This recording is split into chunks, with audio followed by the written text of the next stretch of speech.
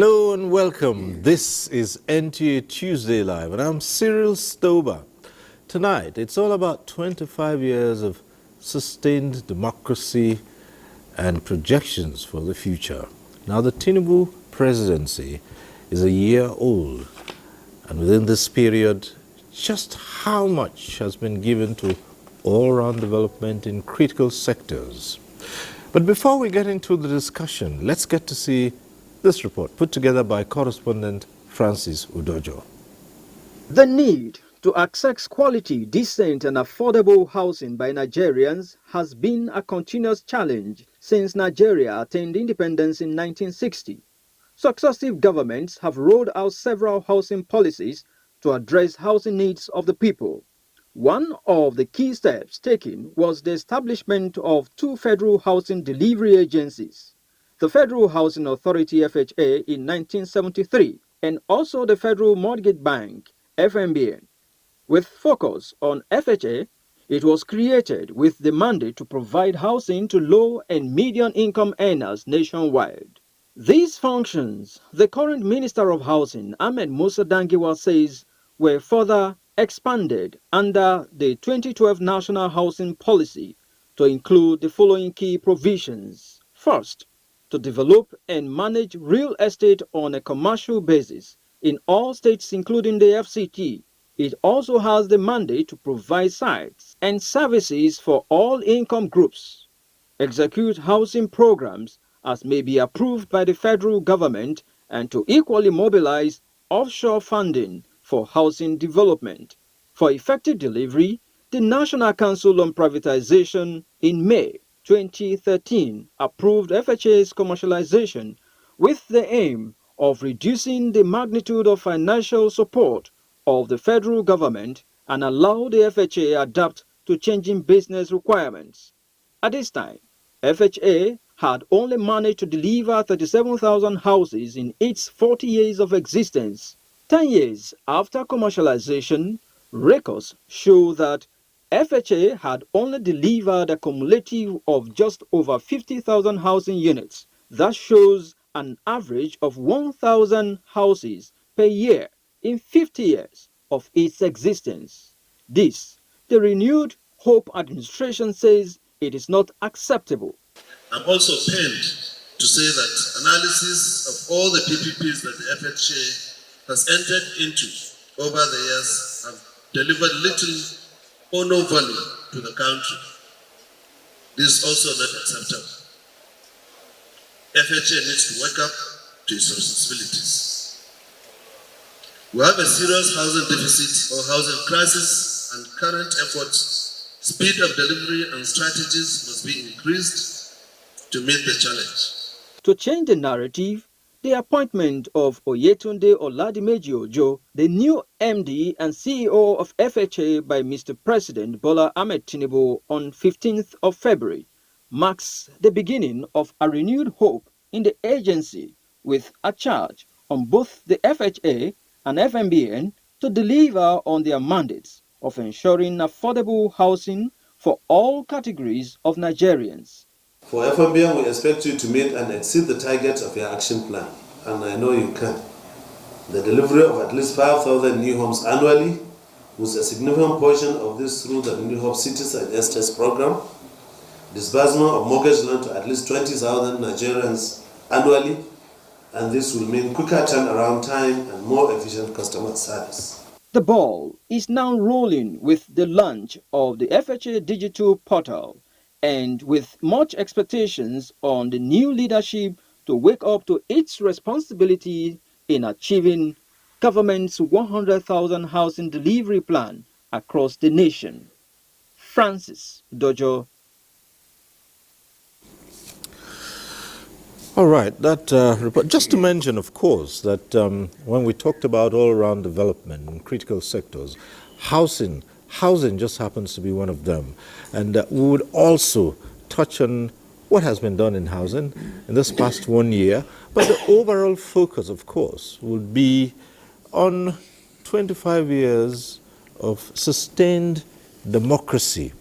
In discussing how the country has fared, we would look at the Tinubu administration in 1 year and how it's been able to respond to all the needs of a modern Nigerian state. But first, let me introduce our guests. Would like to welcome to this program Honorable Chidi Duru, the Deputy National Organizing Secretary of the All Progressives Congress, the APC. Thank you for being with us here tonight. Thank you, Stoba. Right. Pleasure to be here. Thank you. We also have here with us Engineer Kashim Abdul Ali. He, MNI, is the former president of the Nigerian Society of Engineers and also a former president of the Council for the Regulation of Engineering, COREN. It's good to have you join us. Thank you. Good evening. Well, we have joining us from Washington, D.C. via Zoom, Femi Mimiko is a professor of political science at Obafemi Awolowo University and a former vice chancellor of Adekunle Ajasin University, Akungba Akuku, in Ondo State. He joins us from Washington, D.C. via Zoom. I wonder if we have him. Yes, there he is. Thanks for being with us tonight.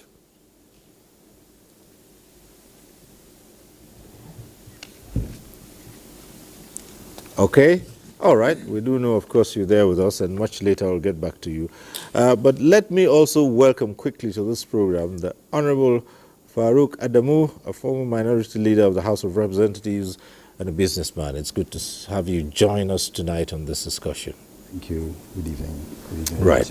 Well, later on in the program, it will become interactive, and as usual, you know, you can join in the discussion in the studio, but when it's that time, we'll remind you of the process and the procedures.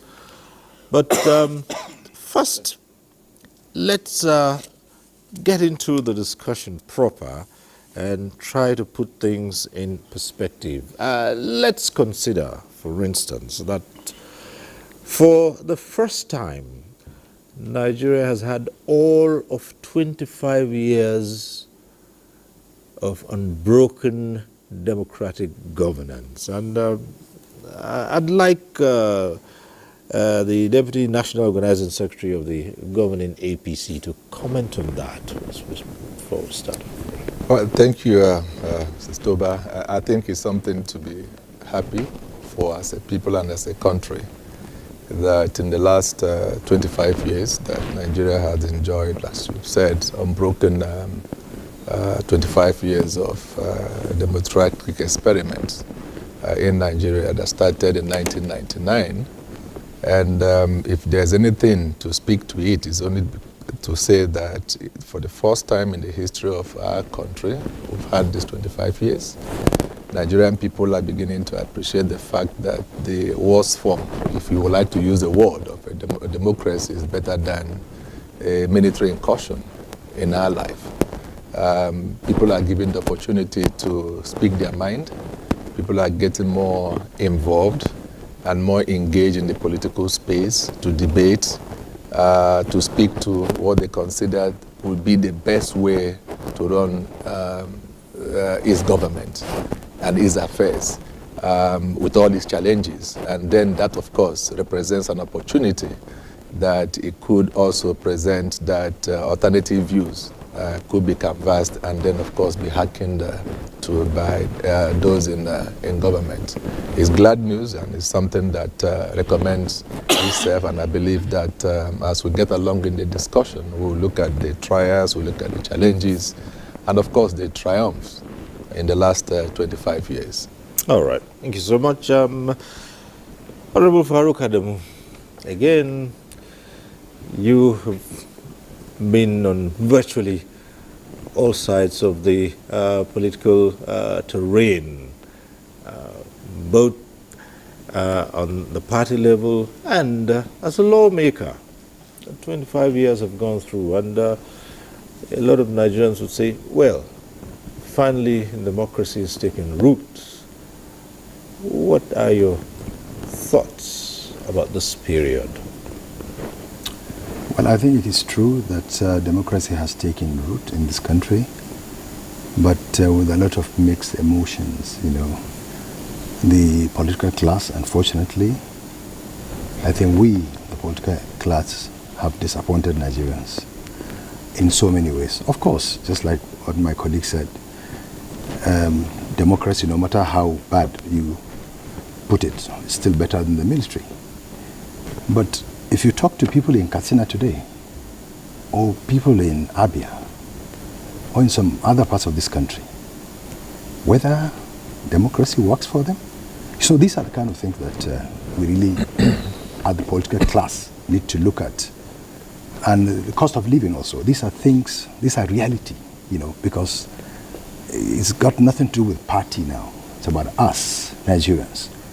Now the political class need to concretize democracy by putting food on the table, by giving security, by making sure that the country works. I just came back today from South Korea this morning.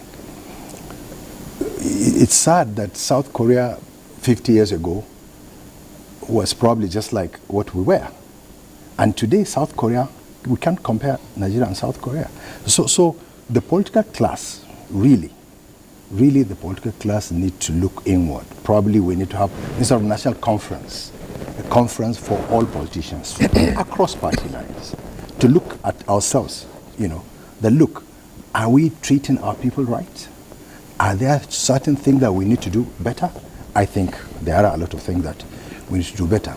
But Nigerians are very resilient. Nigerians are tolerable of us.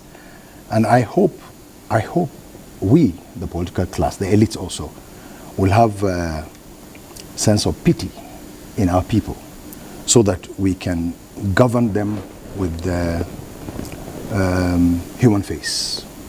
Us. What I'm saying, across party lines, this has got nothing to do with APC or PDP and so on. Because whatever indices you take, the economic indices that we politicians use, they don't translate into the real things. So until such day when what we talk the walk and we walk the talk. Not what we say during campaigns, and when we get into offices, we do certain things differently. So 25 years of democracy, yes, good, very good. Good for us as a country, as a people. And I hope it will be a learning rope for us where the political class will sit in one place and look at ourselves and say, look, you are not doing what you're supposed to do. You are not doing so that because the country belongs to all of us. So that's my take. All right, thank you very much. Let's turn to the academic who is on this panel tonight, and hopefully Professor Femi Mimiku, you can hear me clearly from your base in Washington, D.C. Situate for us this concept about democracy and how you determine or describe what Nigeria has been practicing and the various descriptions of what we have as different from civil rule and a dictatorship.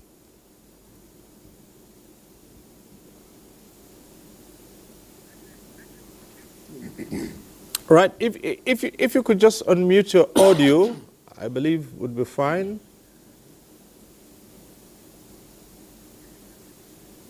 Oh dear. Hello. Okay. Can you hear me? Yes, we can. Go right ahead. Oh, great. Right. Well, let me just start by making the point that I come from a conceptual intellectual background that sees democracy as the superior form of governance that any people could have. And so for me, what's and all, I believe that Nigerians have done quite well sustaining this democratic system these past 25 years, since 1999. It's been quite good, especially considering the nature of the challenges that the democratic system has come to witness, not just on the continent of Africa, but indeed across the world. Specifically in our own climate in Africa, West Africa, I'm sure we are conversant with the fact that there has been substantial democratic backsliding these past few years. In the past 3 or 4 years, for instance, Africa has witnessed close to 10 successful military coup d'etats overthrowing constitutional government. And so that we have been able to sustain this democratic pathway, I think is quite commendable. But the point has to be made, I mean, that what we have perhaps does not exactly equate democracy. And I must say this, I'm choosing my words advisedly. We've got to define democracy beyond the institutional forms that people often equate with democracy. The established legislature, separation of powers, and all of that. I think the basic elements of democracy are public accountability, popular participation, majority rule, respect unto minority rights. If you have all of this taken together, you can quite well say that you have a democratic system ongoing. Yes, we have been able to chalk up some positive elements in terms of, for instance, the nature of civil freedom that democracy has afforded us in the country, in terms of the fact that you have seen leadership at some levels, including the subnational level, where some very, very exciting attempts have been made to translate governance into the delivery of the public good. But the truth is that for most Nigerians, and this is quite significant, I think it was a survey carried out last year before the election, reported by one of our colleagues, Leonard Hoffman, that says that 77% of Nigerians actually declared that they were fed up with democracy. Because the reason for this is because democracy for them has turned into something that is concrete. It's a system of rights and expectations, and have not really been able to say that they have this substantive thing, especially coming from democracy. And because what you have found over the years, in these past 25 years, is a high level of state capture, politics of identity, exclusivity, and a few other things that really have deepened public deficit, public good deficit from the perspective of the people. And so the point we're making is that yet it is good that we have sustained this democratic practice. My position is similar to that of Charles Lindblom, who talks about the science of modeling truth. We keep making incremental progress on the pathway to democracy, clean up our election processes, have the courage to look at the structures we have given to ourselves and ask the question whether it's helpful in delivering the public good to the people. If it is not, find the courage to tinker with that and then make the system as inclusive as possible. If you have all of this, then you can claim without any fear of contradiction, you have democracy in place. And then you have something that is a little deeper and civil governance that we seem to have played around with these past 25 years. And so the point is that, yes, we have challenges. Yes, there's still so much grounds to cover, because at any event, democracy is a journey, not a destination. And so we have a lot of grounds to cover in some of these areas that I have highlighted. But then I think we have good reason to say that, yes, at least we're on this path of democracy, and we should hope that we can continue to deepen it if we have the courage to ask the necessary questions and to provide answers to them. Thank you. Thank you very much. Well, we have the courage to ask questions. And it's one of those questions we'll be putting to Engineer Kashim Ali. And that easily has to do with whether this period, this 25-year period, has responded positively and in an appreciable way to the yearnings and aspirations of the people, especially in terms of development, infrastructure, and the like. Let's begin from that, and then we can zero in on specific sectors. Thank you very much. I want to derive strength from what Farouk said and what Professor Femi Emenai also said, that the politics, democracy on its own is a good thing. Political actors, have they acted well in the last 25 years? No. Why has there not been revolt? It's because Nigerians, at the point that we had democracy, were tired of having the military. Nobody wanted military. Nobody wanted any form of unusual system of rulership. So it's like, okay, we don't know what the other one will be if we even revolt. So, and I'm happy, what I derive from, what I take from Professor Femi's submission is that he said a study has shown that 77% of Nigerians are tired of this democracy. They are not tired of democracy in itself. They are tired of the players. And because what we have seen over the years is people in leadership behaving as if they are emperors who captured the people they rule. And this happens a lot in the states. At the federal level, sometimes because of the cosmopolitan nature of the city in which they live and the kind of attacks they get from individuals, so they are able to sit up a bit and attack the president. So if you see, over the years, only presidents have been on the spot. But the larger majority of people live in the states, and the states are supposed to take care of their welfare. But you don't, sometimes I was on a study tour of a state one time, and we went to a local government. The local government chairman had built a very beautiful secretariat, but there was no access road. And I said, how can you do this investment and not do a road? He said, no, that one is for the federal government. So I asked him, have you ever heard what they call exclusive legislative list? The Constitution, have you ever heard about it? He was confused. What does that mean? I said, well, in that list, you have a list of all the roads that are owned by the federal government. And if your township road is listed, then the federal government will do. But if it's not listed, which I know is not listed, it will never be done. So you just go ahead and do it.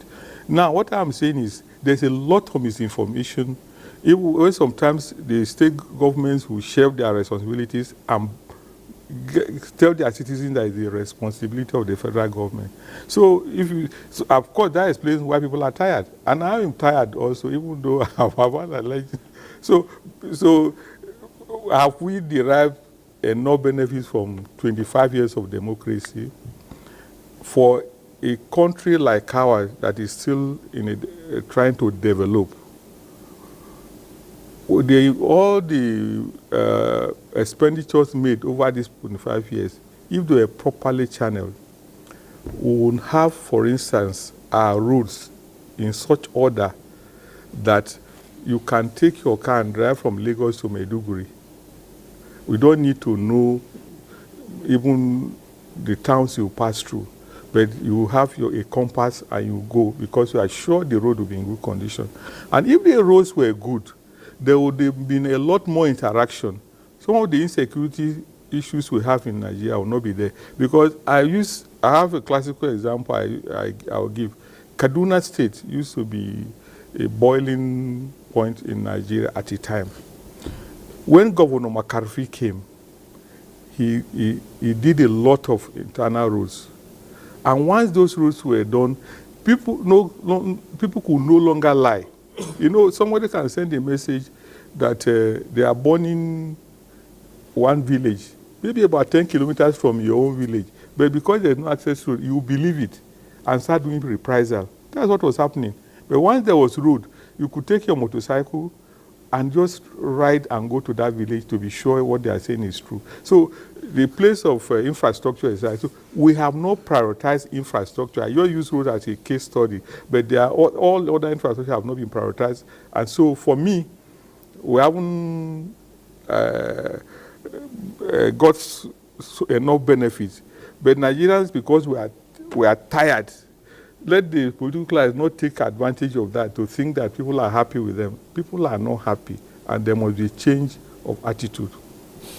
Okay, we have a clear picture of what's going on. But let me return to Honorable Chidi Duru. At this point, you heard Honorable Farouk Adamu says this is not about party, it's about the political class generally. In the past 25 years, how well have the political class justified the ceding of, or if you might, the entrusting of power to them to govern the affairs of citizens? Thank you, Siri. I think it's important to dimension the discussion around the fact of the percentage in relation to the population of the political class. And again, to also make the point, yes, democratic experiment, as Professor Mimiko had said, and I do agree, in itself is a journey, it's not a destination on its own.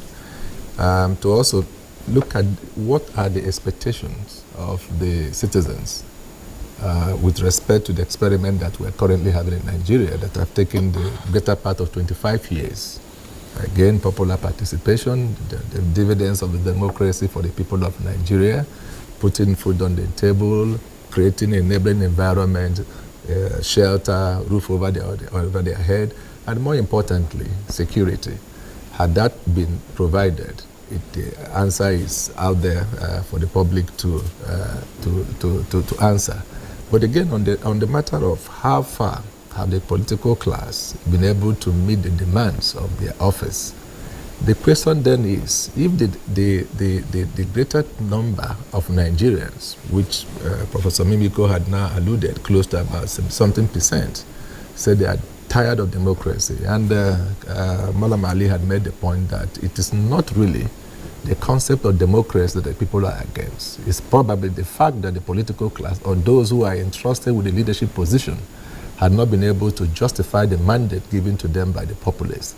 And if that is the case, what then, in my view, would be that we should have a case where, in a way that the process of enthroning leadership at the various levels, whether it's at the local government level, at the state level, at the national level, must be such that the election process, the electoral process must be free, fair, and transparent in a way that guarantees the possibility for the electorates, the 78% or 79% of Nigerians who say that they are not happy with the current experiment, will be able to ventilate their view and their vote will count.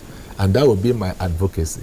And if that advocacy is then maintained, it will not become possible for those who are entrusted with leadership responsibility to understand that they hold that office in trust for the people of Nigeria, or for those that elect them in a particular office. So if you speak of a local government, the electorates in that local government and those who are elected in that local government will be accountable to those who have elected them. And what that means is that those that are elected will only do those things that meet the needs of the constituents, of the electorates in that particular locality. And so also, if we extrapolate that to the national level, it will also mean that for you to emerge the President of the Federal Republic of Nigeria, it could only be at the behest of the electorates of Nigeria. And if that becomes a possibility, I can say without any doubt that the measure of relating to the electorate in a way that will meet some of the things we've talked about here, dividends of democracy, ensuring that people are able to eke out a living, creating an enabling environment for them, providing job opportunities, will be such that will be the burden or the worry of those that are elected in a particular office. All right, but let me put this to you. It's been 1 year of the Tinubu administration, which is an APC government, including the one before, also the one before it, the immediate past administration at the federal level was also APC. Before then, you had another party that had presided over the affairs of the country. How does it seem to you that with these two major political parties at the center, the same clamor has, the clamor has been basically the same?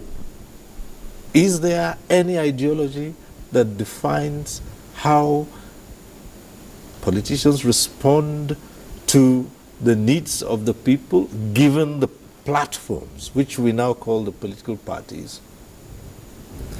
I would, unfortunately, Honorable Farouk was a major player in the last dispensation.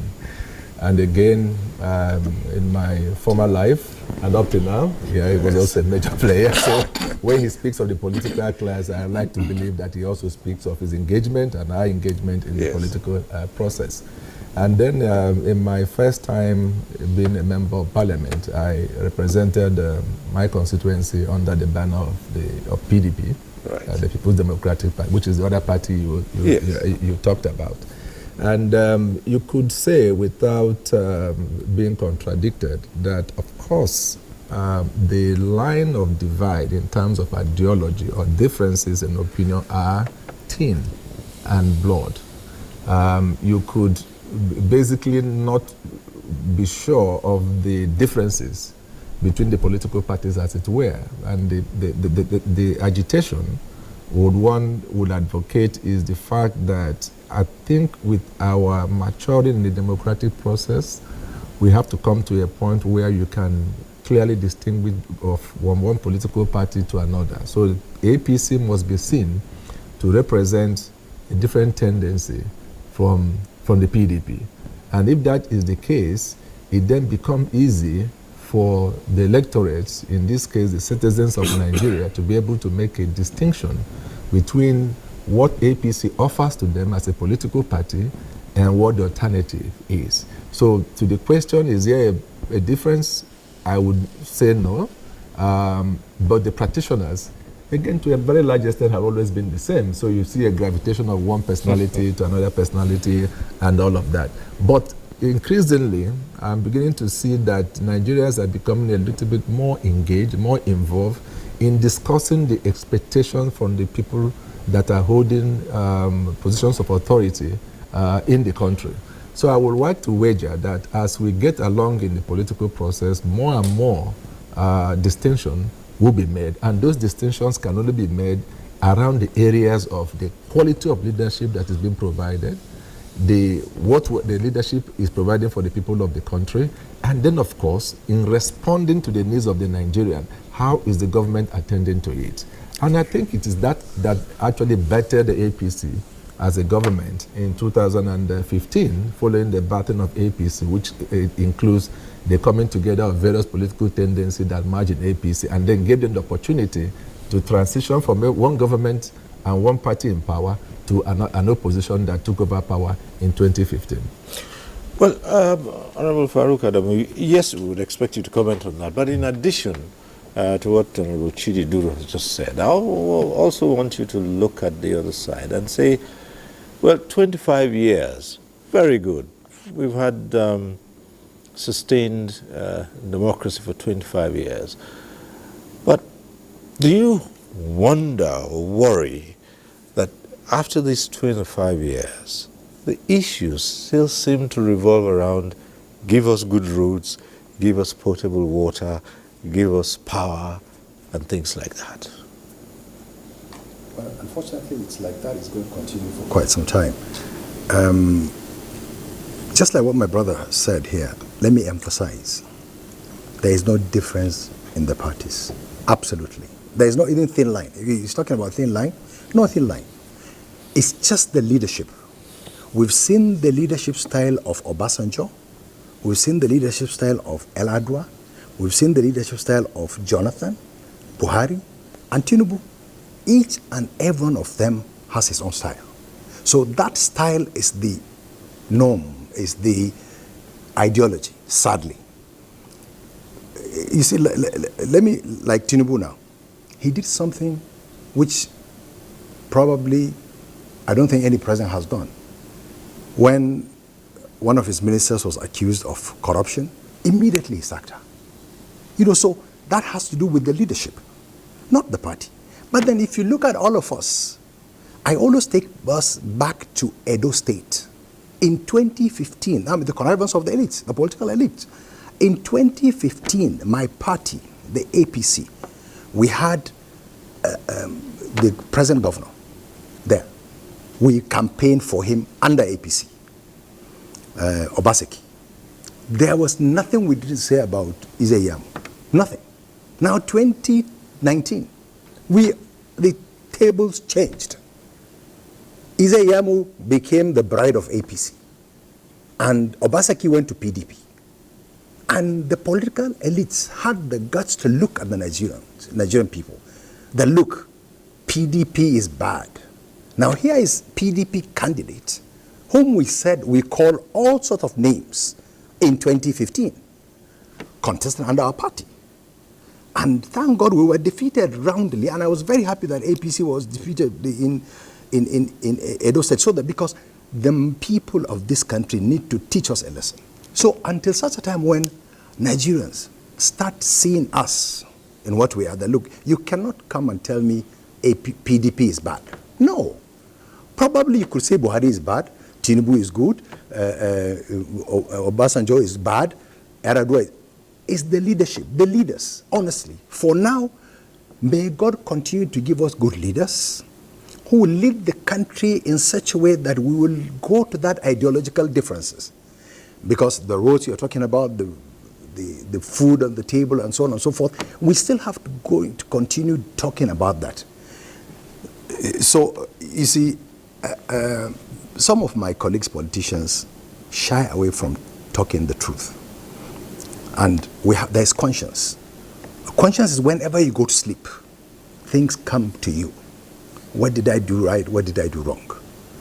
And I hope our conscience, we the political elite, will keep pricking us that, look, what have we done that is wrong? Because like now, can we say that everything is good in Nigeria? No. When PDP was in government, could we say everything was good? No. But there's the gravity. Unfortunately for us, there was nothing we didn't say of PDP. I was one of the vanguards. What didn't we call Obasanjo and so on? When I was almost got recalled because of Obasanjo, there was nothing we didn't say about Obasanjo. But unfortunately, when Buhari came, there are certain things, or Jonathan, we on the street, I was one of the vanguards of Save Nigeria. We transact the streets of Lagos, Abuja, Enugu, and to talk about fuel subsidy and so on. Jonathan should not do this and so on. Now, we didn't know that what Jonathan was doing was right. But we were blinded as opposition. When Buhari came, Buhari also, increased the fuel prices. We, with Buhari, were marching against petroleum subsidy.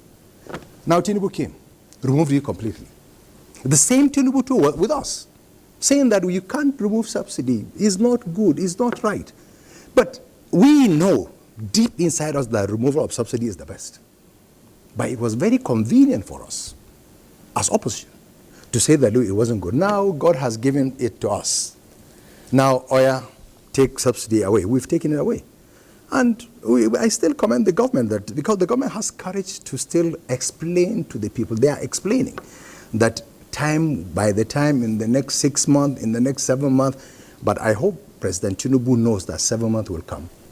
APC, my party, is aware that 7 months will come, end of the year, next year will come. So if we don't do things that will change the table, that food on the table, security, IPOB, MASOB, Boko Haram, Fulani, all this, we have to, hit them head on, make sure we walk the talk, as I said. And until we do all this, and we'll keep coming here every week, talking grammar, while the people are suffering. So until such a time when the leaders who hold the authority in trust on our behalf, those that are holding, now we're talking about salary increase. I'm coming. If my colleagues, members of National Assembly, governors, president, vice president, all of them, will, see the package of members of my colleagues in National Assembly. Even though I saw some reports going around, it's not true.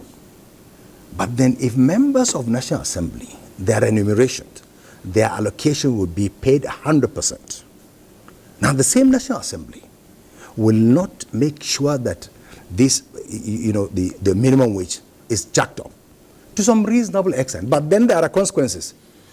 Us in the private sector, we're going to sack some people, certainly, and even government too, because there are some redundant forces. So the government should be able to instill to the labor that, look, you want 250,000? Okay, there are consequences. We give 250,000, but probably half of the civil servants are going to go. So these are the kinds. Let us truthfully discuss, not for labor to go and say switch off PHCN. just because you are going on demonstration. No, that's wrong. But then there are a lot of Nigerians that can support them when they are telling the truth. And if the government is doing anything wrong, there are Nigerians also that will say that, look, the government is not doing right. So I hope we, the people of this country, will tell ourselves the truth, that look, no government is bad. Nobody has the intention. I mean, Tinubu is not a bad person. Tinubu has not come because he wanted to ruin this country. His wife said in a church, I hold her to that, in a church, that look, we have come to serve. God has done everything to us, so we are going to serve. So we are holding that to her and to her husband, that look, God has done everything to Tinubu and his family, so let him continue to rule this country without fear or favor, with the oath of office and oath of allegiance. The way he sacked Betta Edu, maybe more ministers should go. More other members of cabinet should go. Anybody that is just like what he did with Arasi recently, which is good. Previous governments, they don't do that kind of a thing. So these are, I said, differences in the leadership. If you have a leader who is firm, things will go on well. All right, thanks. But back to Prof in Washington. Is this what you had in mind when you spoke of state capture? Because Honorable Farouk Adamu says there's little or nothing between all the parties. It's not a question of ideology, it's just leadership style. All are united, as some would say, all the politicians are united in one goal, to have power. Is that what you refer to as state capture? Yes, I'll talk about state capture in a moment, but let me just underscore some of the points that I listened to my colleagues that they just made. The first one is the fact that, and you say a lot of Nigerians make this mistake. They claim that there is no ideology, that the parties are not ideologically driven. But I think the truth is that there is an ideology of dependent capitalism that is not functional in our context. Virtually all the political parties subscribe to this mainstream ideology, and that's why it's so easy for them, politicians, to move from one to another. So it isn't that the system is not ideologically driven, it simply suggests that there is unanimity of ideological perspectives amongst all the political parties, or virtually all of them, operating in Nigeria. The second point that needs to be made is that the party system should evolve naturally. But unfortunately, what we have under the 1999 Constitution as amended is such that the space is constricted. Whereas people, individuals and politicians should be free to form political parties, to join political parties, but we have these boundaries set up around the formation and running of political parties that suggest that a party must be national in orientation. I think we should take that off and allow parties to evolve naturally. For instance, in India, a good percentage of representation in the National Assembly is from local, regional parties that have no business about what is going on at the national level. People just coming together to organize around specific local issues. If we allow that to be the case in the context of Nigeria, it would then be possible for the parties to continue to evolve in an organic manner, such that ideology will continue to play a big role in the affairs of the party and how the parties run government when they are voted in at the different levels of government. But as we have now, the system is so constrained that you are compelled to be in one of the parties or the other, which are organized, as we say, at the national level. The third point that needs to be made very quickly is that for ideology to begin to play a role, we must ensure that the electoral system is cleaned up such that the votes of people will matter at all levels. If people believe that their votes will not count, they will not turn up to vote. For instance, in 2003, we had 52.6% voter turnout in the elections. The figure had gone down to 26.7% in 2023. What does this suggest? It suggests that a lot of Nigerians are turning away from the electoral process because they do not believe that their votes will count. So we have that primary duty to ensure that we clean up the electoral process such that people will have the confidence, the public trust deficit that we have, the gap will close up, and we begin to see the parties evolve in a natural way. Now the issue of state capture. The Nigerian constitution, bad as it is, specifies, I think section 24, that security and welfare of the people shall be the primary purpose of government. I'm not sure we have translated that into reality. Indeed, in one of my writings, I made the claim that it would seem that the interests of political players have indeed come to be the primary purpose of governance in this country. And that essentially is what state capture speaks to. A situation in which political players take control of the structures of governance and use it not in delivering the public good as expected, but in ministering to the private needs, the particularistic needs of members of the governing elite. That is the situation we have. And it's something that has to be addressed. It has to be addressed if we must ensure or get this democratic practice functional, but also to deliver in terms of the critical needs of the people. I mean, basic things you mentioned, roads and all of that, it's unfortunate that we're still at that level, 25 years after democratic practice, talking about basic things like water and all of that. But that is the reality. But for us to be able to have governance directed in that manner, to focus on those areas, we must take cognizance of all of those issues. Now, one of my colleagues spoke about the place of leadership. For me, leadership is everything. Yes, a lot of people will talk about followership, especially in the context of Nigeria and what have you, but leadership is everything.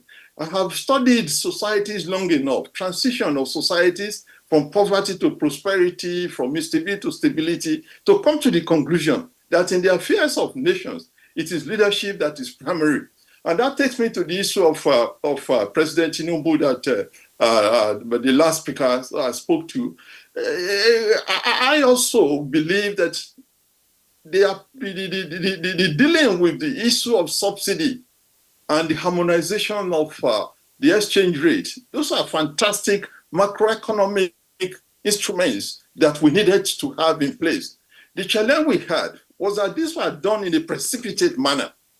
The way the issue of subsidy was handled, it was obvious that government did not recognize the scientificity of policy. That is, that policy is a scientific process. It is something that has to be taken in a sequential manner. Identify the challenges, do a scoping of the environment, what are the alternatives you think about, do extensive stakeholder consultation, design different scenarios. If we put this policy in place, what is going to be the likely reaction of this constituency? How do we deal with it? All of those were not done, and those are the things that make it to seem that those policies were not appropriately directed. As for me, as far as I'm concerned, we needed to have taken off the subsidy because it was, unjustifiable. We needed to have harmonized the exchange rate, but the manner in which it was done, you could have admitted a little more of attention. And now, on a final note, if you will, I also have seen a number of the steps that the current regime has taken that for me looks good. I spoke about the need for us to ask the fundamental questions and to come up with the courage to deal with them. I'm enthused that the government is in a systematic and appropriate manner working on the issue of state policing. And I'm happy that they're delivering on it, because that is a major element in the nature of the structure of governance system we have. I have argued often that if you have the water station that is designed to carry tanks filled with water, if the water station itself is not appropriately constructed, it's not going to be able to deliver on the function you have for it. That's what we talk about in structural functionalism, in political science and many of the social sciences disciplines. And so the fact that we are addressing those issues to take away the centralization, the unitary structure that we are imposing on this basically plural system that Nigerian society is a step in the right direction. So I endorse very, very much that step in trying to create a state policing system. And I hope that government will go the whole hog and look at all other issues that are currently making it impossible for the Nigerian political structure to be functional. We need to create a high level of decentralization so that we have the possibilities of autonomous development, different regions and different centers becoming centers of activity, centers of development, and what have you. What other thing that the president has done that I think needs to be underscored? Because for me, again, this is quite important. I have noticed that this president does not have this ego challenge, if you should permit me to put it that way. And I cite specific examples. When he came up with the idea of student loan, which some of us had advocated forever, because it's going, if it's calibrated appropriately, the student loan scheme is going to be a game changer in this affairs and the situation of the higher educational system in this country, in terms of the way they are resourced, in terms of the ability to carry out research and what have you. When the Student Loan Act was put in place, a lot of perspectives came about. These things hadn't been done appropriately. The students are not going to be able to have access and a lot of things. And it was significant that the president went back, redrafted a new bill, and sent to the National Assembly, got the approval of the National Assembly, and pronto it was signed into law. That, for me, is a very significant thing. The recent constitution of the governing councils of universities and other institutions of higher learning, a lot of issues were raised, and pronto the president pulled back the list. In relation to the cybersecurity tax, again, the same thing was done. I say this in the context, not to celebrate or just in the context of what we're talking about democracy. We will be moving in the direction of democratic parties, deepening our democracy, when our leaders are willing to listen to the people, when they see themselves as servants of the people and are willing to listen and to make amends. We have been a time in this country where leaders will just roll out policies and they could not be bothered. You complained, nobody cared. But now we have a system in which if people complain well enough, efforts are made to make retraction and to replace policies that seem to be unreasonable. I think that's a great thing we need to encourage in this system. There are a lot of things to be said about some of the challenges that this system still has that we must find a way to deal with. If we don't, we will not be able. For instance, the humongous amount that National Assembly members go home with, there's no basis, no justification for that whatsoever. In the context of the nature of the economy that we run, there's no basis for that. The humongous profits that banks go home with every year in an economy that is depressed and depressing, it has no basis. And so these are issues, these are fundamental issues we got to look in the face, pose the right questions, and come up again, as I said earlier on, with the courage to ask the questions and find the answers. If we do all of this, we can then begin to have the basis for inclusive growth. We basically have inclusivity, because many of the challenges we have anyway, you have seen that we have not mentioned corruption, we have not mentioned insecurity. For me, they don't deserve to be mentioned because these are mere symptoms of a system that is not delivering on its mandate. If we have an inclusive system, we have inclusive growth. Many of the people who are into armed critiques of government, call them Boko Haram, call them bandits. These are people who are simply alienated from the system. And the only thing they think they should do is to take up arms and levy war against the system. If we have an inclusive system, inclusive growth, many of these people will come off what they're doing. Many of the jobless people that we have all over the place will be engaged in the system. And you begin to have a system that functions for an overwhelming majority of the people of the country. These are the challenges we must deal with as we move on the trajectory of democracy in this country. All right, thank you very much. First of all, let me just take this quick one.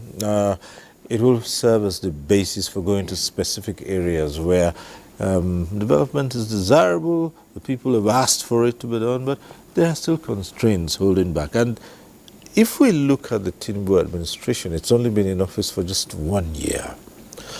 And it has generally been agreed that there is a critical deficit of infrastructure. Okay. Within the past 1 year, how would you rate the response to infrastructure development? Well, the response has been just fair. And the reason I say that is, you see, in a democracy too, and in any system that must work, there must be rules and guidelines. As long as you are keeping to the rules, it will be easy for you to correct your mistakes. But when you create a strong individuals and you weaken the system, you have challenges. I'll give you real examples. I'm told that work on Abuja Kano has stopped because there's a disagreement between the contractor and the Ministry of Works. Work on some other roads internal have stopped also. So at the end of the day, now we're into the rainy season. Whatever gains have been made before now will be lost because of this problem. But if we're following the rules, this doesn't normally happen. Because usually for any contract, for instance, infrastructure, you always have an agreement. And there are other guidelines that are standard. You have what specification for roads and bridges, you have condition of contract, which every young engineer is given. It's like the book you get in the first time you enter the ministry, for instance. So they are familiar with it. And when you sit down to do negotiation with the contractor, no contractor is anybody's friend. Sometimes I laugh when they say, oh, this contractor he has given us a discount. No contractor gives you a discount. It's because they do not know what it is. That's why they say it's discount. No discount comes there. It's when he has done his numbers and he sees that he has cheated you, then he can give you a part of that one that is the excess fund. That is what happened. So, but if you have your technocrats really sitting down and doing the work, they do the number, you get result. So for me, we have created strong individuals within this government and weakened the institutions. And the institutions that infrastructure institutions are many. I can name them. You look at power, road, even FCT. You have the ministers behaving as if they are the engineers. Even if you are an engineer and you are a minister, you are no longer an engineer. You are a minister. There must be. I see sometimes on TV when the minister goes to the road and gives technical instruction. It's wrong. That is the job of the engineer. He is not the engineer. So such things make, even though he is making him popular, and because it's strong, but there's no sustainability. And so, but in a democracy, I said that we should go by the rules, because democracy is all about rules. So why can't we now respect the rules that we have? And so that is why we're not achieving much, in my opinion. All right. At this point in time, we'll take a short break. When we return, there'll be more on 25 years of sustained democracy. And of course, we hopefully at that time, when we return, we'll take your calls and your comments on the issues at stake. So stay with us on NTA Tuesday Live. We'll be back shortly. All right. Thanks for staying with us. And even as we had the break, the discussion continued behind the scenes. That tells you just how important the issues we're looking at are, as the question of 25 years sustained democracy, and to see just how well the current government is delivering itself. It's just 1 year, and of course they would say to you that 1 year is hardly enough time. But others would say to you, in 1 year we can begin to see in which direction the government is headed. So thanks for staying with us. This segment, the phone lines will be open shortly. The numbers to call will be on your screens. You can take advantage of those and call in. We say this every Tuesday. If you're calling in and your call gets through to the studio, do us a favor, turn down the volume of your TV set. That's the way to avoid the hurlback or the echo. And we also like to encourage you to go straight to the point so others can also get on the platform. And do not worry too much about the greetings. A simple hello is just fine. So thanks for staying with us. Let's get back to the studio now and bring up this matter of how well, within the last 1 year, that this current government has been in office. The question has been, how well has it responded to the question of infrastructure? Let's start from there. Okay. My senior brother had spoken about if you're a minister, you cannot be an engineer. Agree. That's true. But in this country, if you're a minister or if you're a president, you have to be everything. So if you're a president, you're an engineer, you're a doctor, you're this and that. I mean, classical example, FCT. We had a minister who was there for 8 years. 8 years. And we have another minister who is there for 1 year. Look, everybody in Abuja will testify to the fact that there are changes. Wike, whether you like him or you don't like him, I'm not his fan, but the truth must be told. Wike has certainly done something that, which it's plus for us in APC because it's renewed hope. And whatever he does, and he did this thing in 1 year, which one person didn't do in 8 years. So to me, that's it. And then the Lagos-Calabar road, that subject of discussion, people are saying, yeah, people could say anything. You could say that it's too expensive, it's that, and so on. But this is the same Nigeria that if that road is not constructed, someday, one day you look for the money and not find it. So kudos to the president. And let's have these roads. We were made to understand back in the days when Gowon was head of state. If he had probably done all these roads, we wouldn't have done them now. So, and if you wait for this Lagos-Calabar road until next year, the cost will double. So somebody needs to take the initiative. So these kind of critical infrastructure that this government has taken bull by the horn. Yes, it's expensive. Yes, it's not a priority, but that's subjective.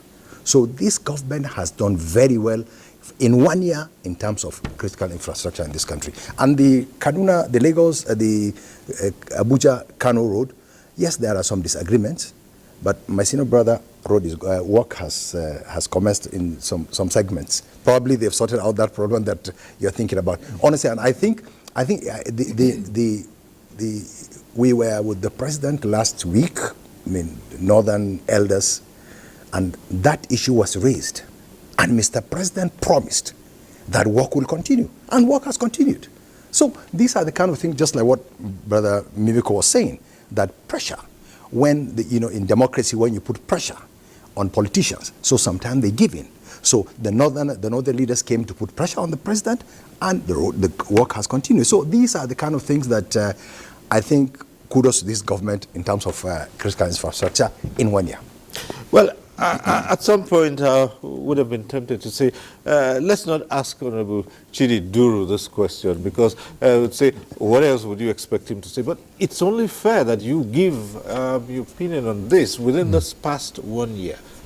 Can you say, yes, this administration, which is an APC government, to a large extent, has shown the direction in which it is headed in responding to the aspirations as to justify the renewed hope agenda the president talks about?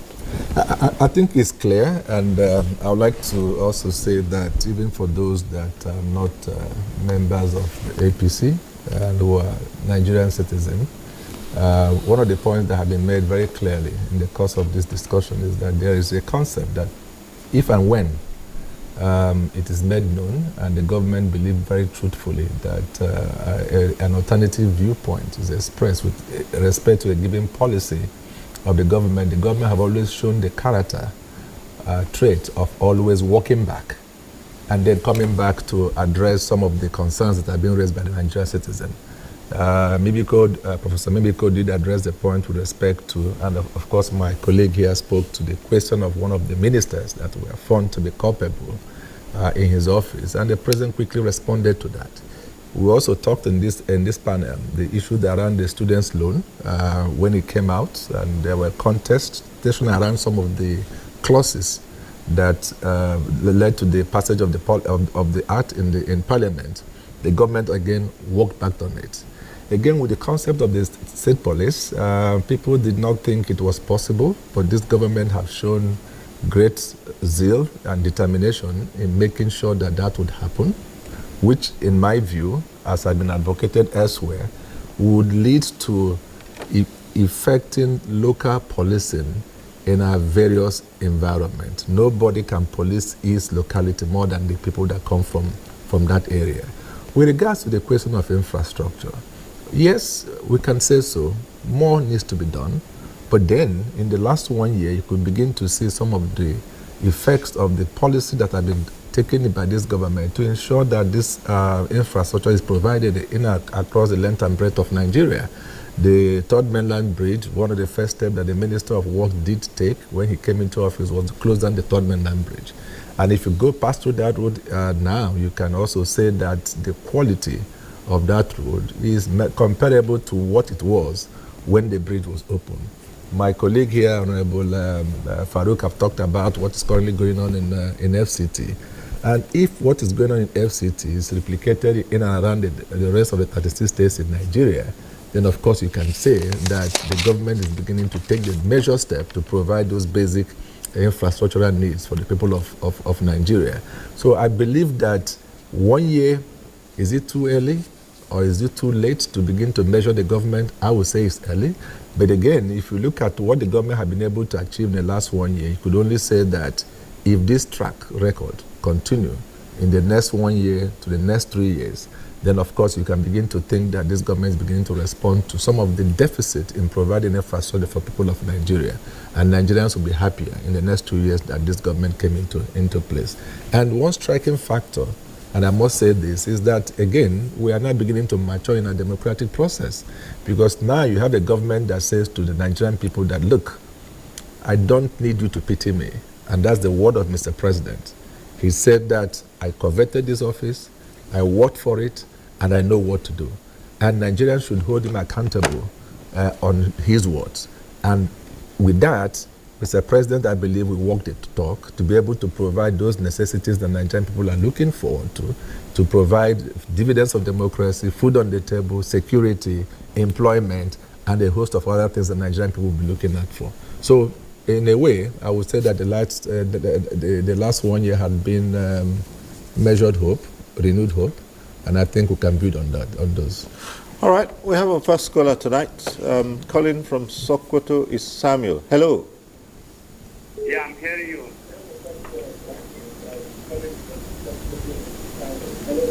Hello, sir. Right, go ahead. Good evening. Good evening. I'm so happy about the program that you people are doing this night. And I want to use the opportunity to thank the FCC minister, Jens Weekend, for the good work that he's doing. I'm just curious, you know. You say I'm curious. You say you're Samuel and you're coming from Sokoto. Is it that you've been in Abuja quite recently, or you live in Abuja and you've just traveled to Sokoto? Because you seem to be talking about what the minister is doing in Abuja. Can you clarify that for us?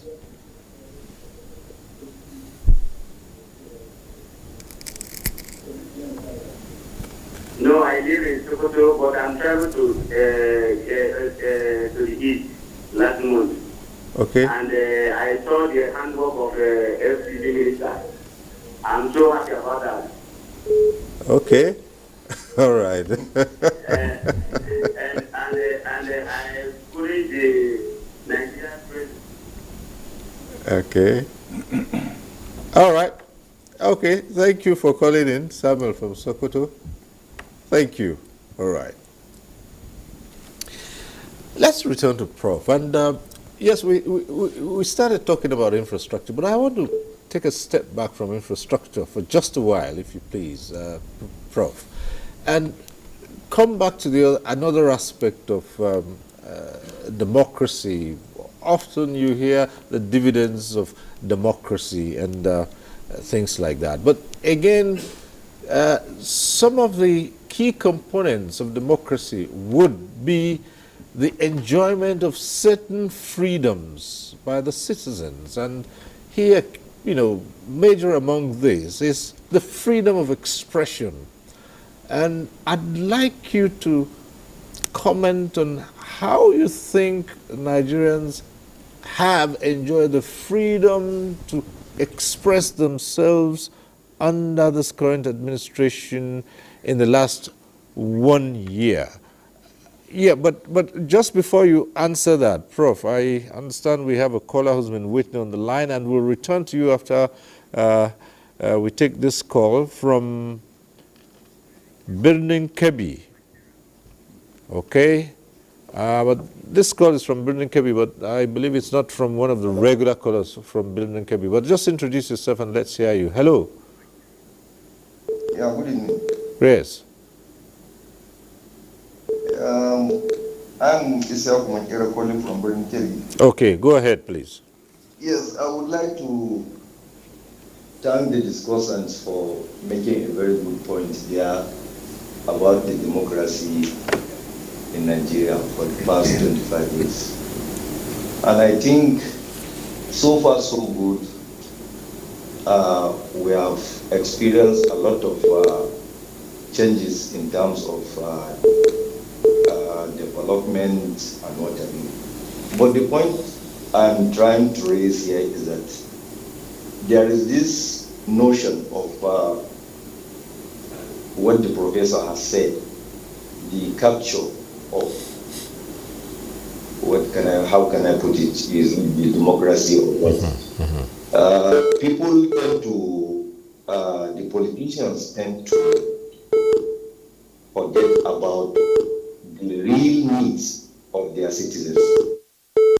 The point I'm making here is that there are certain governors, for instance, in few states that are doing very well, but there are certain governors in most of the states that are doing nothing. You see, government is meant to be a sort of like grassroots program. Why is it that up to today, from 1999 that we started this democracy, why is it that we cannot give the autonomy to local governments? This is to say that if you give an autonomy to a local government chairman, that is where the grassroots people started, will want to see something being done in their localities. The governors of this country have become so powerful in the sense that a president can make a decision and the governors will make the decision null and void. I could remember in the past administration of General Muhammad Buhari, I think Minister of Justice was assigned to look into the autonomy of the state houses of assembly, one, local government autonomy, but all these things goes in vain. The governors manipulated, took federal government to court that the local government autonomy should not stand, the state house of assemblies should not stand. These are all things that will bring changes and will bring credibility to the politics, to the democracy in general. So I want to believe if we really want to solve the problem of this country, let's go back to the grassroots.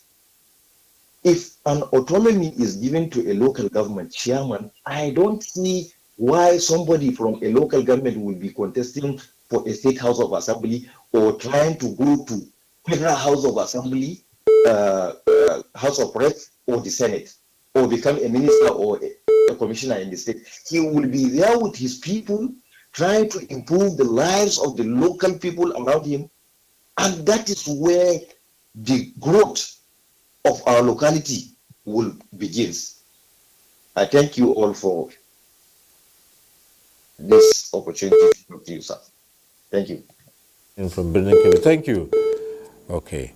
Yes, well, Prof, let's now hear you if you heard the question earlier on, and maybe a bit of what Salisu Maikera has just spoken about also will interest you to comment on. Thank you very much, Cyril. Let me crave your indulgence to weigh in a little bit on the issue of infrastructure before going to the question, the specific question you asked of me.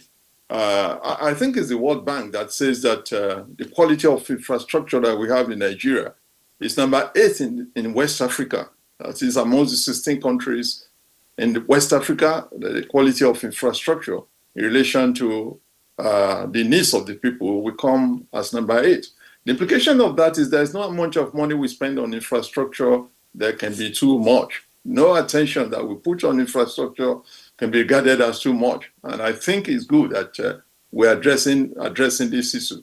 The other point, I mean, I don't have much purchase on the development of infrastructures, but the point I also need to make is that the current government has to, again, I use the word, to be inclusive in the way it delivers its programs. I recall that the 8 years of the Buhari administration, some parts of the country were completely neglected in terms of development of infrastructure. And permit me to be personal in this instance. I come from Ondo State. I work in Osun State. I go to Ibadan quite often. Ibadan to Osun to Ondo, the road is completely in a mess. For the 8 years of the Buhari administration, no single effort was made to do anything on that road. And I want to suggest, and I want to believe that such areas of the country that were completely neglected in those 8 years should receive the most attention in this current dispensation. Now, having said that, the issue of freedoms, you recall that in my introductory remark, I made a point about one of the benefits, one of the payoffs of democracy this past 25 years is that Nigerians have enjoyed, by and large, some of these liberal freedoms, especially the freedom to access information, the freedom to express opinion and all of that. That is not something that should be taken for granted. It is something that is fundamental, that is core. I mean, you could argue that in the face of these debilitating economic situations, this material challenge that people are going through, what does it matter to be able to speak or not to speak? But I put it to us that it is important for us to be able to express opinion, to be able to give vent to our frustration, to be able to let people know how we feel. And again, this is why I think the way this government is taking it is a bit different from the past one. I recall that each time you made an effort to point out things that were not going well in that government, you had people who come out and call you all sorts of names. They categorize Nigerians into the group of wailers and hailers and all of that, as if it isn't the basic responsibility of government in a democratic system to address the concerns, the aspirations, and the frustrations of people. And so it is important that the current government looks in that direction, such that rather than talking down on people, rather than abusing people, you try to provide explanations, you try to clarify issues, you try to level up with citizens, as it were. And I think by and large, this is what has been done this past 1 year. It's time to be corrected. I've not seen any deliberate effort to undermine the right of Nigerians to express their opinion. Yes, you could have overzealousness on the part of some state officials or agencies once in a while, but I think generally, I do not think there is enough grounds to say or to suggest that the current government is not comfortable with people expressing their opinion. Anything short of that would have been a surprise anyway, given the fact that the president himself grew up in the vortex of civil society advocacy and agitation for democracy and good governance. I think this is something that we need to deepen as we move on, trying to ensure that the democracy we have, or this democracy projects, continue to serve the needs and the purpose of our people across the country. So let's get back to the phones now. Aliu is calling in from Abuja. Hello, Aliu, are you there?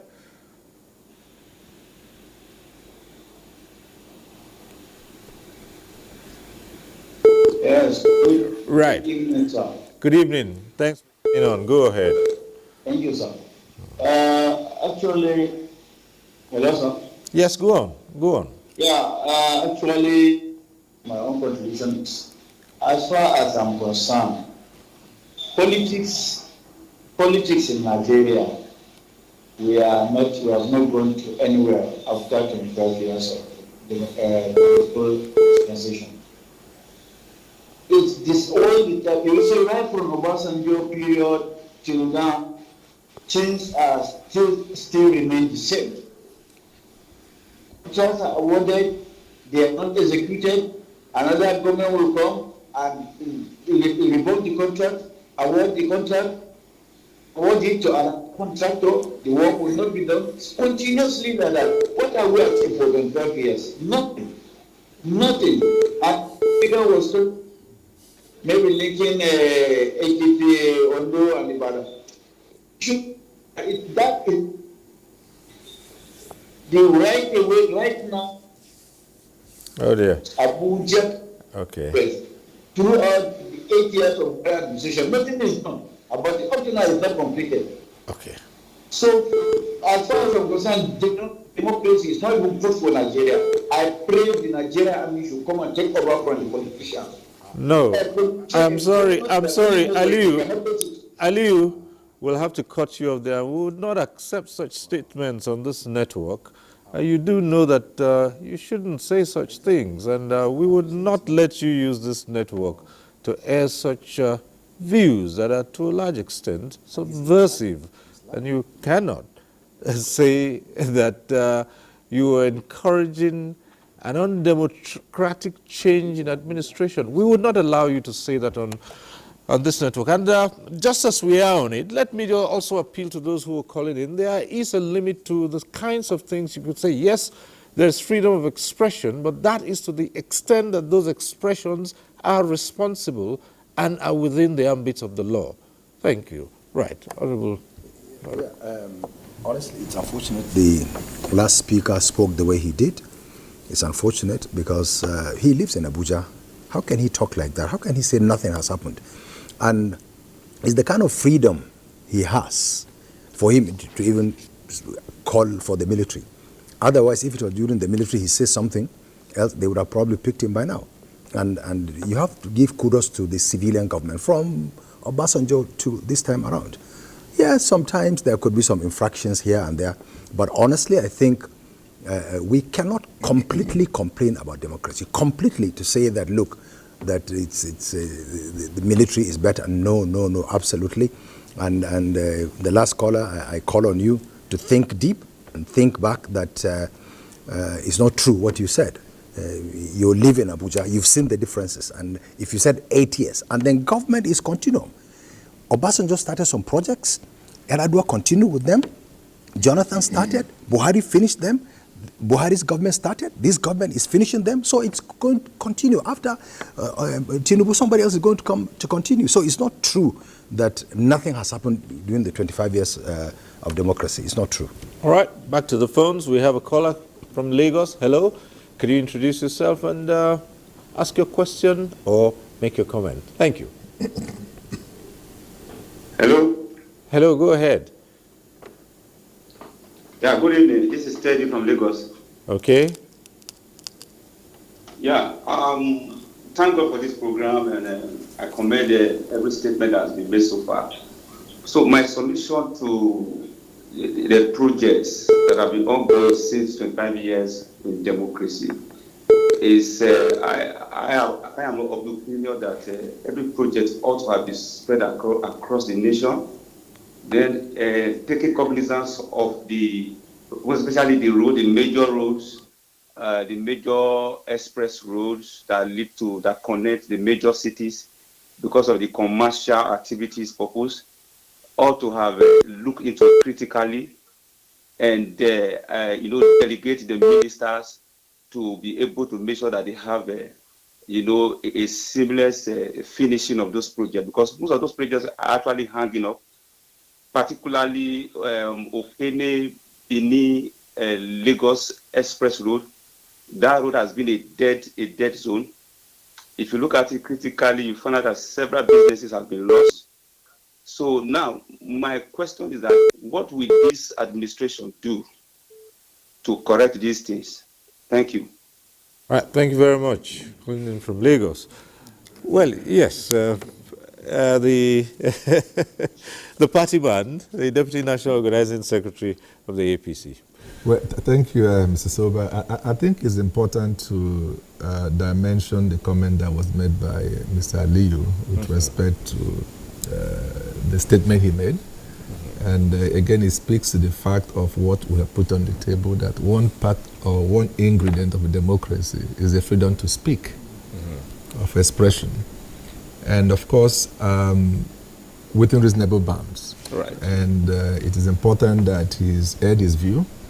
And we have already, in a way, assured him that that view, in a democratic setting, would also not necessitate a call for a disruption of what we have as Nigerians, which had been applauded all over the world, that for the first time in our history, from 1960, we have an unbroken 25 years in our democratic experiment. And to also commend to him that the fact that he can call on the phone and speak the way he does, he also recommends the fact that we need a democracy in Nigeria. The fact that he can also talk about some of the challenges that we have with respect to infrastructure, the fact that he talks about that nothing is being done, also commends the fact that on the reasons why we must have democracy in Nigeria. And also, again, commends the fact that it is a call for those in leadership to listen to somebody like him if he makes a reasonable demand. And that we must put on the table. With respect to infrastructure, and it's been made here, all of us also have made that point, that yes, there have been successes in some areas. There are challenges, of course, which is recognized. More needs to be done. But have the government in the last 1 year taken steps to begin to address some of those challenges as we have them? You've spoken about what we're currently experiencing in Abuja. We've talked about what is going on or had gone on in Lagos, in the Third Mainland Bridge. We've spoken to the success we have in the River Niger, the Niger Bridge, which is a major, one of the massive infrastructure development in the history of Nigeria, where close to about 180 to 200 billion naira was spent by this government to provide basic infrastructure around that area. So what is important when we speak about infrastructure is not to look at a part, Okene, Akure, Ibadan, but to look at the linkages that will traverse the length and breadth of Nigeria and being able to provide infrastructure that will network one part of Nigeria to another. It is only when we begin to speak in that sense that it will make meaning that it is possible to provide infrastructure that will enable ease of transportation from one part of Nigeria to also to another part of Nigeria, to move goods from one part to another. And we've also not spoken about the development, very important development, by the way, in the railway sector. And I think in the last many years, in the last 4 years or 4 or 5 years, you could see that it has become possible to move from one part of Nigeria, not just by road, but also by the rail, using the rail infrastructure in Nigeria. So as we begin to crystallize in these areas, as we begin to network those infrastructures together, you will see that there will be incremental development, improvement, ease of movement, transportation from one part of Nigeria to another. So I think that whereas we can still make more progress, but again, the progress we've made in the last 1 year, 2 years, and thereabout commends the fact that more could still be made in the next 1 year or 2 years. Okay, thank you. Back to the phones, we have Mohammed calling in from Abuja. Hello, Mohammed. Hello, good morning, sir. Yes, go ahead. Yeah, I'm hearing you, sir. Good evening. How are you? Yeah, I'm just back to Nigeria. Well, I'm coming to Abuja today, not yesterday. I was so happy when I'm seeing Abuja. I wonder, like, is it Abuja, you know? I'm just taking road from airport, coming down to Erawan. I changed my mind, like, okay, let me go straight, so that I'll go down to the road, as normally we do from the, National Hospital. I'm just going straight. This road carried me down straight to the villa. I was confused. Like, this is now we are happy, at least we see we are having democracy now. And we hope so. The way I see people talking about, say, Barrister Yinso Wike, I think I need to go and see this man and give him an award. And look at the FCT now. And now people, they are talking about Lagos to Calabar. The road is closed, whatever they talk. If they don't do this road this year, you will see, I tell you for this road, that in the next year or 2 years coming, the money was doubled. So it's better than do it, because if they don't do it now, where is the money? You understand? So now we hope. We have hope now in democracy. At least we achieve something now. So I'm so happy when I hear this program. I like people, and this Mr. President, President Bola Ahmed Tinubu, we pray for this man. If this man, God bring this man, spend 4 years in president of Nigeria, no need to travel to any country. By the grace of God. And I'm sure I'm here that say train is start working now in Abuja, FCT, whatever. In fact, I see where I can settle down now in Nigeria, which is FCT in Abuja. Thank you for this program when I'm here. May God bless you guys for this program. And continue to analyze people. And this is what we need in FCT. Doesn't matter whether we care, whatever, okay, look at now, somebody spent 8 years. Now this one just 1 year. Imagine, I took another road from Area 1 down to Asokoro. That road was open. All right, Mohammed, thank you very much for calling in. When I landed, I want to go to Haji Camp to meet people. When I know that road was one village, now the road is already on a tight road. They even do bridge. Okay. Go celebrate people, they are going to Haji. Okay, look at it. Yes, all right, Mohammed, thank you very much. You've listed a number of roads and you say you're surprised, okay? But again, still speaking about infrastructure, and let me turn to Engineer Kashim Ali at this point in time. And away from roads, there is also a huge challenge with the provision of housing. And yes, we've had 25 years, 1 year of the Bola Ahmed Tinubu administration. Do you see anything that has, taken place as to point in what direction the provision of housing would take under this government? Thank you very much. But before I get it, let me just speak briefly about it. Well, to tell Aliu too that the language is unnecessary. In democracy, we are trying to grow it, and we have accepted it as a way to go. We'll continue to urge our leaders to be better citizens. But when I talk about the status of infrastructure, and it has been backed by what Professor Femi Mimiko said, can we imagine that in West Africa we are 8 out of 6? It's a shame. We are the leader of the black world, we say. But at the local level, we are competing. Look at yesterday, Benin Republic beat Nigeria in football. Those are the type of things that are a bit irritating. So when I'm looking at the status of people and I say it's fair, I'm not talking about Abuja is not in Nigeria. Well, we're talking about the whole country. But in the matter of sport, no country. No, but before, imagine. People must go away from the mentality that we must win all games. No, it's okay. Leave that. I just compete and then but you are just saying this. I know how Nigeria. I'm not even a football fan, but I knew how people were reacting. Anger was all over the place. So I'm reflecting what they said. Having said that, you see, so we should look at it global. It's good to do self-praise, but Abuja is not Nigeria. Look, we have projects that were awarded several years ago. Like this 2006, Obasanjo awarded the Abuja, Lokoja, Okene, and so road.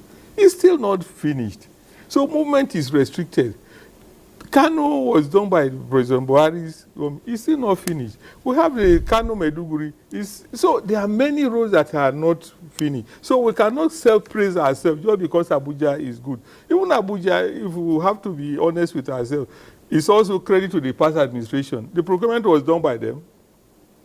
And then this person, like Farouk said, this government came to complete it. So it made it faster because there's no way you can procure all those projects in 1 year and implement them. It's not possible. Secondly, when we do this sometimes, we don't even credit those who are responsible for the beauty of these roads. Is it the minister that supervised it? Nobody ever credits the engineers who diligently monitor this project to ensure that you get value for money.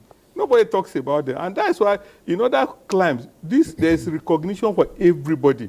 That way people are encouraged to put in their best. So we must change the attitude. Going to housing, of course, the good thing we have in housing is that the minister there was MD of Mortgage Bank, and he saw how difficult it was to deliver housing. From mortgage facilities were not sufficient. We only have a mortgage bank by name. They don't have resources to meet the demand of people. Yes. From way back, it's not even during this tenure, from way back, I recall during the sale of government houses in Abuja, those days, they wanted the mortgage bank to buy all these houses from government and sell to people. They didn't have even 1/4 of the money to buy the houses. So it has been like that. So he's coming from that background. So he's a professional. So he will continue. We are on one platform with him where people don't mince words. You know, they can tell you whatever they want to tell you. So he's there also. He's under fire. So I know he's going to. But so far he has policies towards delivery of housing, and we have seen evidence of it in a little. So in housing, certainly they have done well. Okay. We have Suleiman calling in from Abuja. Hello, Suleiman. Hello. Yes, go ahead, please. Good morning, Mr. Cyril. Yes, go ahead. Thank you. My name is Suleiman Ayub from Guadeloupe. Please, I would like to comment on what you're discussing.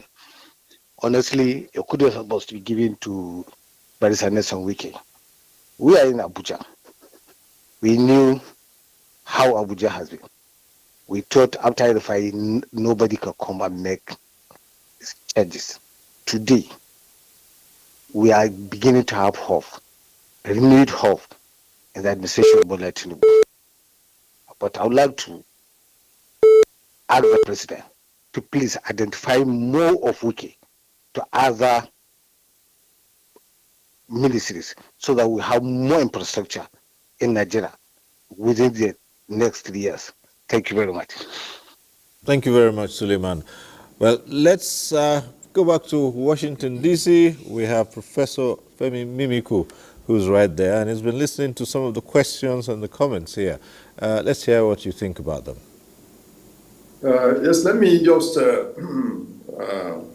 talk about the points made by my colleague MNI in relation to how the works ministers to be prosecuting his mandate, especially in terms of him being on the field and on the road and all of that.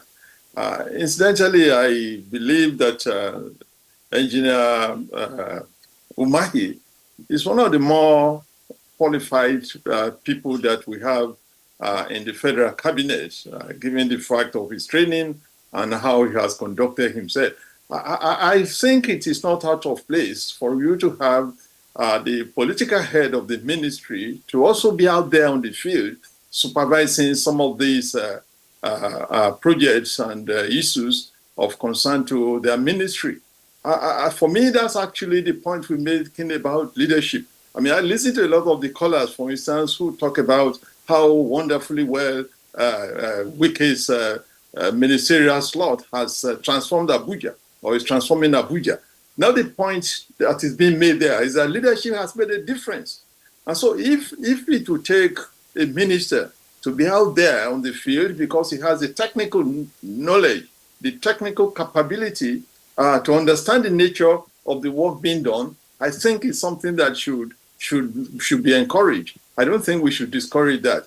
That said, unfortunately, I don't even know who is the Minister for Housing, and I'm not aware of any of the policies that have been rolled out or that have been prosecuted by that ministry. But I think the important point that we need to make in this regard will be how to find a way to further bring down the cost of building materials, especially in relation to cement in particular, and of course, as that relates to the general environment of pricing of goods and materials requisite for construction.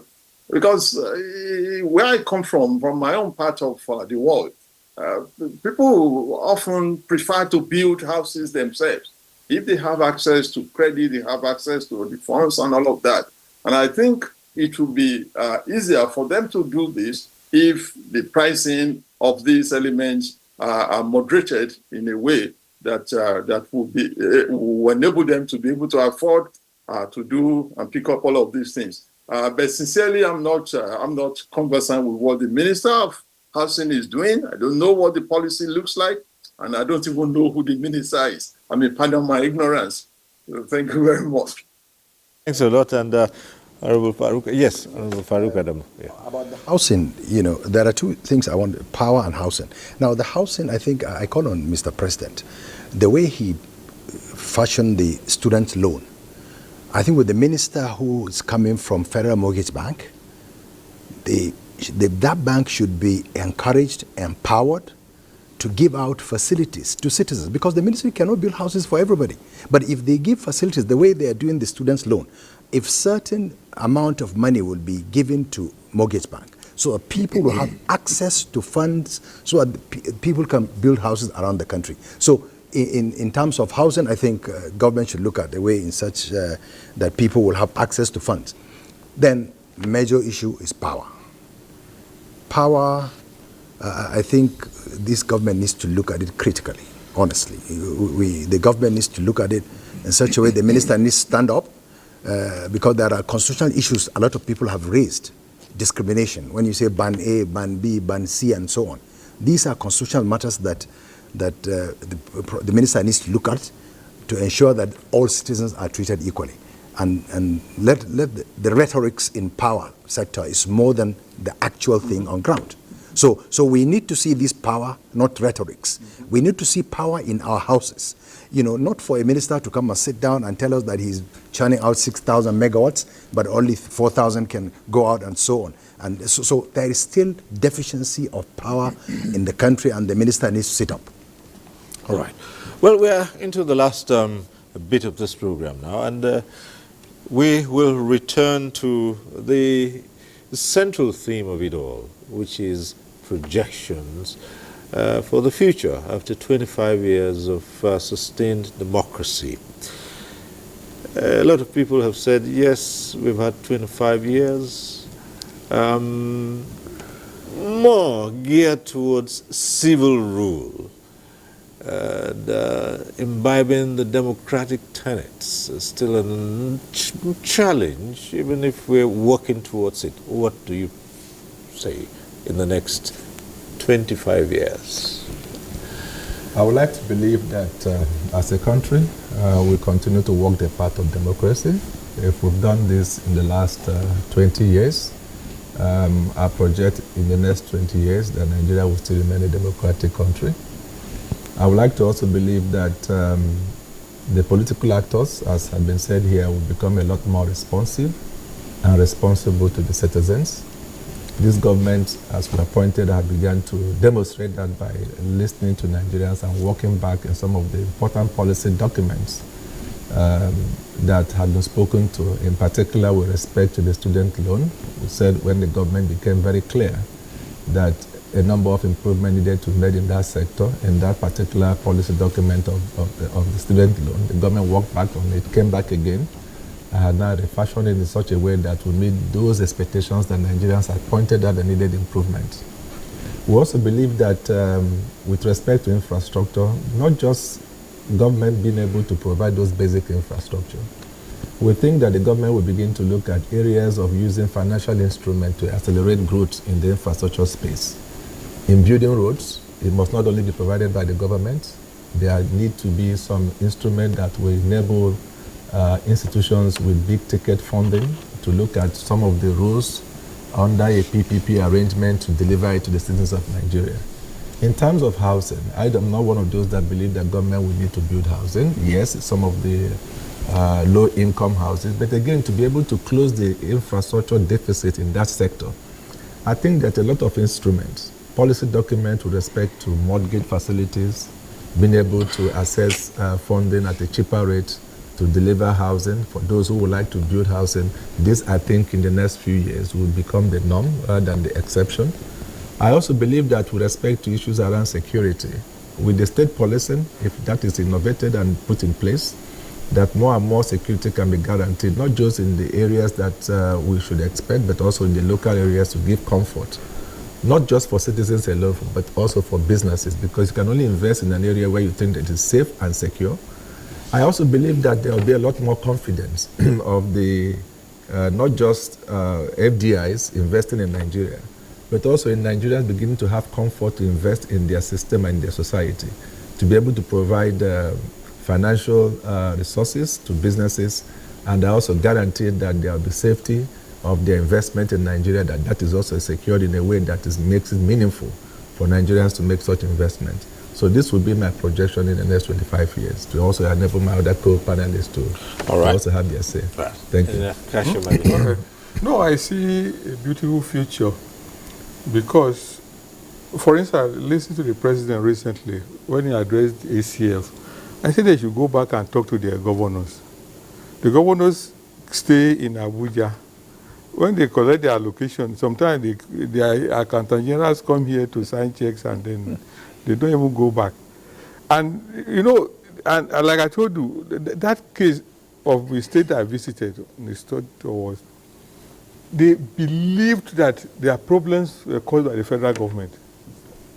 Every problem there was caused by federal government. If they didn't have a health clinic, it's because federal government didn't come. So that is the kind of lies, for instance, that they tell to the citizens of the state, and because of that they don't do. So if we can get the states to work, and with this president, with his disposition now, it means he's going to push presidents, governors, because often when they come, they go to the villa. So if he starts driving them that maybe they should ban governors from coming unless they have appointment, perhaps they will stay in their states and we can have some level of doom. I better see a future. But let me say, this for me, this I have respect and love for President Tinubu. One, because of what he did in Lagos. So I supported him. Actually, I was in the campaign council. So I'm not, but so we expected him to do that. But there are some mistakes that since he's correcting, there are a few square pegs in round holes in the government. I think in heads of agencies. You have agencies that have no dealings with one area, somebody is put there. And there's no way that person can bring about success. So they should review the kind of human beings they have in most of the agencies. The legacy project, this is the Lagos Kaulaba. I've been an advocate for it. You know why? If you do that road, there will be no backyard again for the Niger Delta militants. You know, the tendency is to hit people and run towards the ocean and in the creek. But when you have that road, it means your back, somebody can drive also, come to you, whether through the back or through the front. It means you have become a citizen that is exposed and you can have freedom. And I believe that project is a candidate for PPP, excellent project for PPP, because it's not just a road. We have resorts along the way. Everywhere in the world I have that, you have had people invest. And when they invest, the road will be completed in good time, the rail system will be there, and people could go on holidays freely. Then finally, let me talk about why you see, engineering is a regulated profession. So you see, when it's not about whether you are excited or not excited, there are sequences. For instance, on a project, you have the project, in government you have chief resident engineer, you have his staff.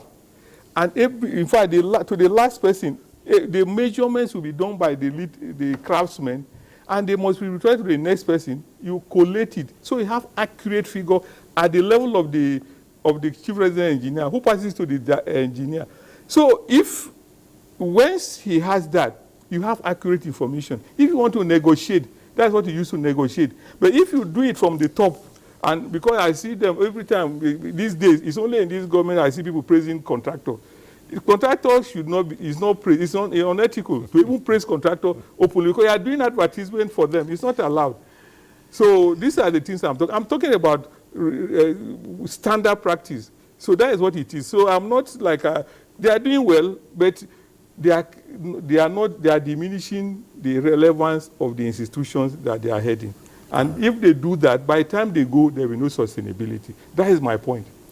All right, thank you so much. And Professor Femi Mimiko, could you just round off as we start the countdown to the end of this program? Your closing comments tonight.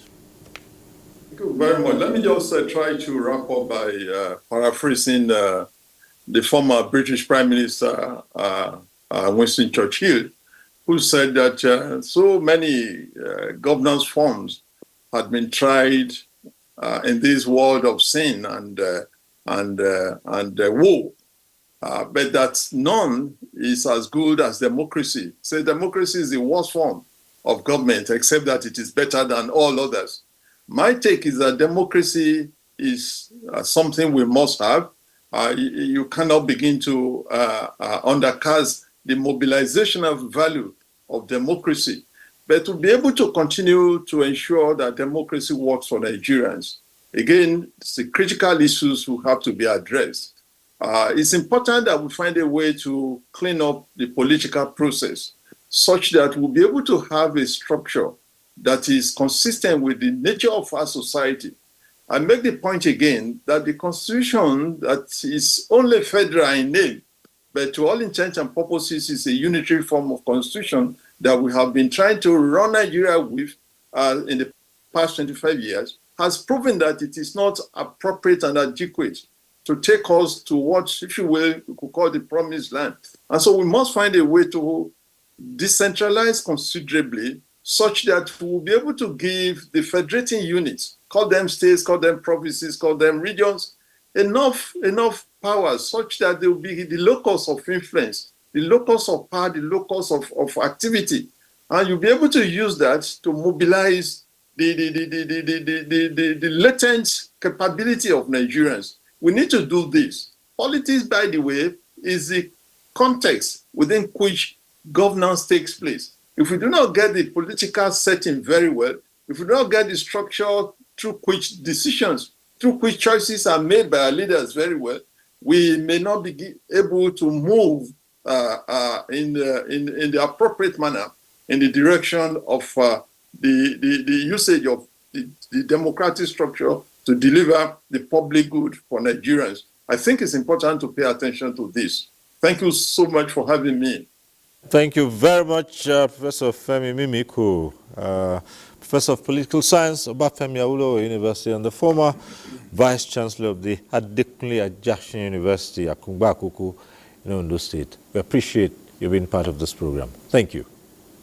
Well, thank you very much for having me. And back here in the studio, we've run out of time, really, so it's time to say our goodbyes. And Honorable Farouk Adamu, former minority leader of the House of Representatives and a businessman, politician.